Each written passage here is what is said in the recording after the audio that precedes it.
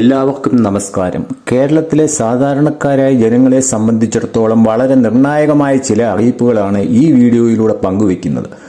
സർക്കാർ മാറിയെങ്കിലും പഴയ സർക്കാരിന്റെ ജനക്ഷേമ പദ്ധതികൾ അതേപടി തുടരാനാണ് പുതിയ സർക്കാരിന്റെയും തീരുമാനം.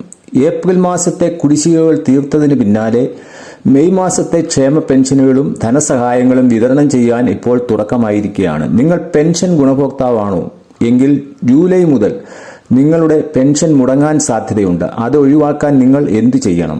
സപ്ലൈകോയിൽ സ്ത്രീകൾക്ക് പ്രഖ്യാപിച്ചിരിക്കുന്ന പുതിയ ഡിസ്കൗണ്ട് എന്താണ്? വനിതാ വികസന കോർപ്പറേഷൻ വഴി കുറഞ്ഞ പലിശയിൽ വായ്പകൾ എങ്ങനെ ലഭിക്കും? ഇവയെല്ലാം വിശദമായി അറിയാൻ ഈ വീഡിയോ പൂർണ്ണമായും കാണുക. ക്ഷേമ പെൻഷനുകളും സ്കോളർഷിപ്പുകളും. സംസ്ഥാനത്തെ വിവിധ ക്ഷേമ പദ്ധതികൾ പുതുക്കി വിതരണം ചെയ്യുന്ന ഒരു മാസമാണ് ഇത്. ഏപ്രിൽ മാസം വരെയുള്ള കുടിശ്ശികകൾ വിതരണം ചെയ്തതിന് പിന്നാലെ മെയ് മാസത്തെ വിതരണത്തിനാണ് ഇപ്പോൾ തുടക്കമായിരിക്കുന്നത്. ഈ ആഴ്ച മുതൽ 1000 രൂപ മുതൽ 2000 രൂപ വരെയുള്ള തുകകൾ ഗുണഭോക്താക്കളുടെ അക്കൗണ്ടുകളിൽ എത്തും. സ്ത്രീ സുരക്ഷാ പെൻഷൻ. ഏപ്രിൽ മാസത്തെ തുക കുടിശ്ശികയായിരുന്നു.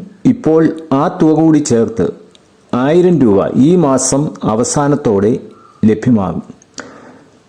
Connect to work. ഈ പദ്ധതിയിൽ രജിസ്റ്റർ ചെയ്തിട്ടുള്ള ഉദ്യോഗാർത്ഥികൾക്ക് 1000 രൂപ വീതമുള്ള ധനസഹായം ലഭിക്കുന്നതാണ്.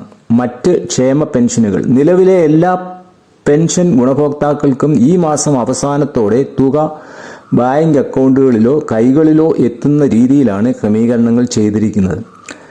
പെൻഷൻ മുടങ്ങാതിരിക്കാൻ നിങ്ങൾ ശ്രദ്ധിക്കേണ്ട പ്രധാന കാര്യങ്ങൾ എന്തെന്ന് നോക്കാം. ഏറ്റവും പ്രധാനപ്പെട്ട ഒരു അറിയിപ്പ് പെൻഷൻ ഗുണഭോക്താക്കൾക്കാണ്. പെൻഷൻ ലഭിക്കുന്ന 63 ലക്ഷം പേരിൽ ഏകദേശം 2.5 ലക്ഷത്തോളം പേർ ഇതുവരെയും വരുമാന സർട്ടിഫിക്കറ്റ് സമർപ്പിച്ചിട്ടില്ല. നിങ്ങൾ ഇതുവരെ വരുമാന സർട്ടിഫിക്കറ്റ് നൽകിയിട്ടില്ല എങ്കിൽ ജൂൺ 30-നകം അത് സമർപ്പിക്കേണ്ടതാണ്. വാർഷിക വരുമാനം 1 ലക്ഷം രൂപയിൽ താഴെയുള്ളവർ ഇത് ചെയ്തില്ലെങ്കിൽ ജൂലൈ മാസം മുതൽ നിങ്ങൾക്ക് പെൻഷൻ ലഭിക്കുന്നതല്ല. നിങ്ങളുടെ ആധാർ കാർഡിന്റെ കോപ്പിയും വരുമാന സർട്ടിഫിക്കറ്റും ചേർത്ത് പഞ്ചായത്ത് അല്ലെങ്കിൽ മുനിസിപ്പാലിറ്റി ഓഫീസിലാണ് ഇത് നൽകേണ്ടത്. എന്നാൽ മുൻപ് വരുമാന സർട്ടിഫിക്കറ്റ് നൽകിയിട്ടുള്ളവർ ഇപ്പോൾ അത് വീണ്ടും നൽകേണ്ട ആവശ്യവുമില്ല.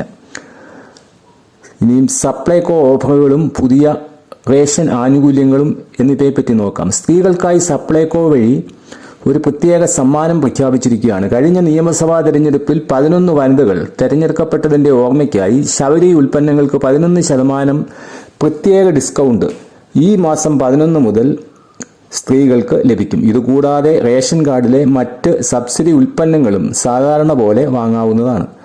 ഇനി മറ്റൊരു കാര്യം, റേഷൻ കടകൾ വഴി 2 മാസത്തെ ആനുകൂല്യങ്ങളുടെ വിതരണം ഇപ്പോൾ നടന്നു വരുന്നുണ്ട്. അർഹമായ റേഷൻ വിഹിതം കൃത്യമായ സമയത്ത് തന്നെ വാങ്ങി എന്ന് ഉറപ്പുവരുത്തുക. അടുത്തത് വനിതാ വികസന കോർപ്പറേഷൻ വഴിയുള്ള വായ്പകളാണ്. സ്വയം സംരംഭങ്ങൾ തുടങ്ങാനും ആഗ്രഹിക്കുന്ന സ്ത്രീകൾക്ക് ഇതൊരു നല്ല അവസരമാണ്. കേരള വനിതാ വികസന കോർപ്പറേഷൻ വിവിധ വായ്പകൾക്കായി അപേക്ഷ ക്ഷണിച്ചിട്ടുണ്ട്. വ്യക്തിഗത വായ്പകൾ, ഗ്രൂപ്പ് വായ്പകൾ, അയൽക്കൂട്ടങ്ങൾക്കും വ്യക്തികൾക്കും ലോൺ ലഭിക്കും. ചെറിയ ജാമ്യ വ്യവസ്ഥകൾ ഉണ്ടായിരിക്കും.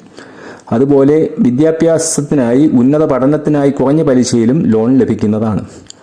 പലിശ നിരക്ക് 3% മുതൽ 8% വരെയാകാനാണ് സാധ്യത. കൂടുതൽ വിവരങ്ങൾക്കും അപേക്ഷാ ഫോമിനുമായി വനിതാ വികസന കോർപ്പറേഷന്റെ ഔദ്യോഗിക വെബ്സൈറ്റ് സന്ദർശിക്കുകയോ അടുത്തുള്ള ഓഫീസുമായി ബന്ധപ്പെടുകയോ ചെയ്യുക.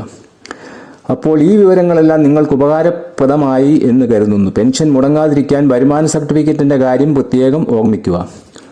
അതുപോലെ സപ്ലൈകോയിലും വനിതാ വികസന കോർപ്പറേഷനിലെയും ആനുകൂല്യങ്ങൾ പരമാവധി പ്രയോജനപ്പെടുത്തുക. ഈ വീഡിയോ നിങ്ങളുടെ സുഹൃത്തുക്കളിലേക്കും ബന്ധുക്കളിലേക്കും ഷെയർ ചെയ്യുക. കാരണം പലരും ഇത്തരം അറിയിപ്പുകൾ വൈകിയാണ് അറിയാറുള്ളത്. കൂടുതൽ വാർത്തകൾക്കും വിശേഷങ്ങൾക്കുമായി ഈ ചാനൽ സബ്സ്ക്രൈബ് ചെയ്യാൻ മറക്കരുത്. മറ്റൊരറിവുമായി വീണ്ടും കാണാം. നന്ദി.